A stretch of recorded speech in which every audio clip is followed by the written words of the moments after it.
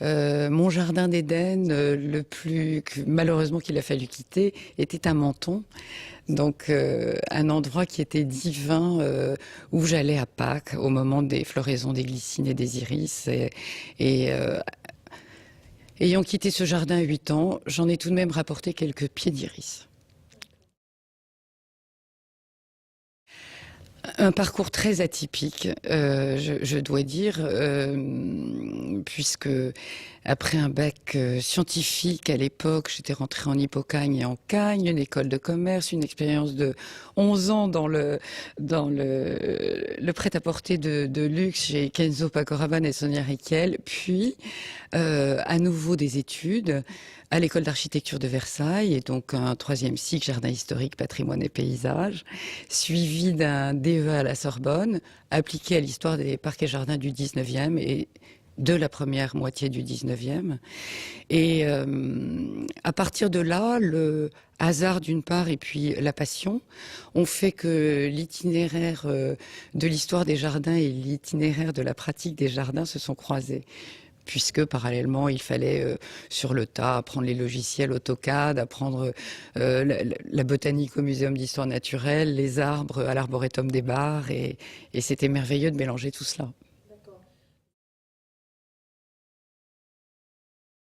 Alors, il me semble que l'histoire donc de l'architecture ou des jardins est essentielle pour reconstruire le sens et réhabiliter.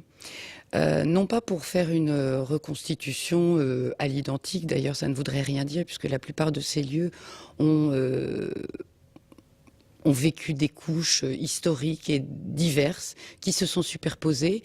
Et je pense qu'aujourd'hui, on doit avoir l'humilité de conserver les couches historiques qui sont belles et qui ont du sens.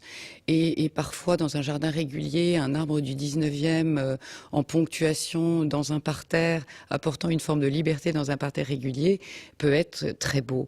Donc je pense que l'histoire des jardins donne l'humilité dans la lecture d'un site, et force au respect pour essayer de reconstruire un sens.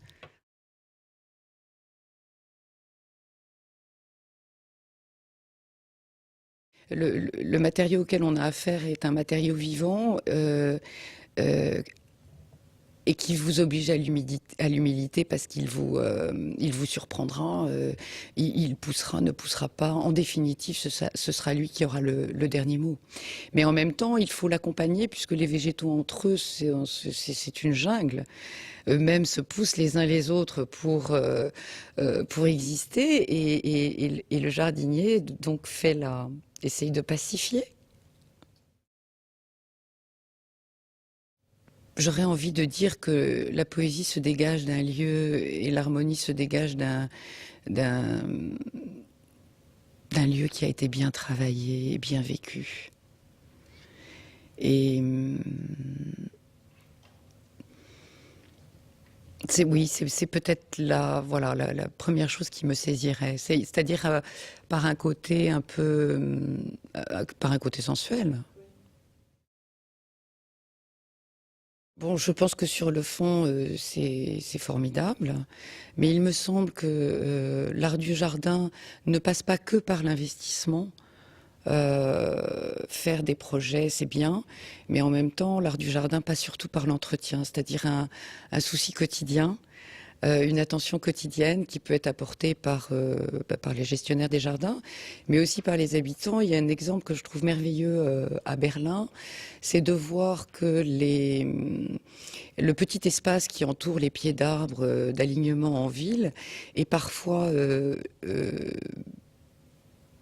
j'allais dire squatté, mais simplement réinterprété par des habitants qui sont à côté et qui vont mettre des vivaces ou des annuelles, ce qui fait que chaque pied d'arbre sera imaginé et d'une façon différente du pied d'arbre voisin, et ça donne une véritable poésie et une liberté.